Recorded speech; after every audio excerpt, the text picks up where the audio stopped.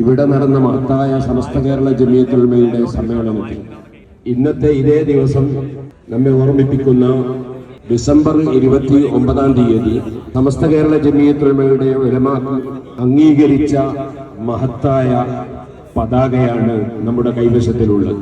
ഈ മഹത്തായ പതാക വഹിച്ചുകൊണ്ട് 300 വളണ്ടിയർമാർ ജാഥ ആരംഭിക്കുകയാണ്.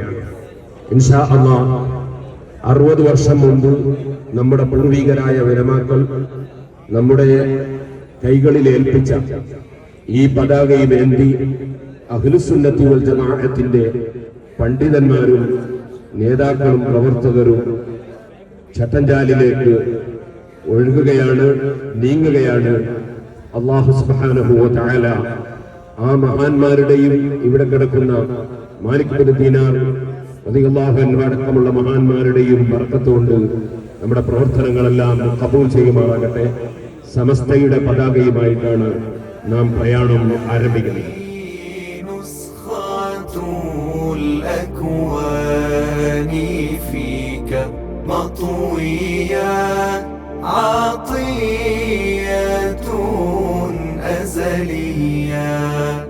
أنت الذي أعطيت شفاعة الوفية والخلق حينئذ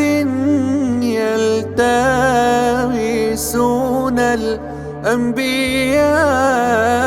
أنت الذي أعطيت شفاعة الوفية والخلق حينئذ يلتمسون الأنبياء. ثم يقال للأنام قد نلتم الأمنيات. ألا قصود محمدا باب الإله العالية، آياته شافية وهو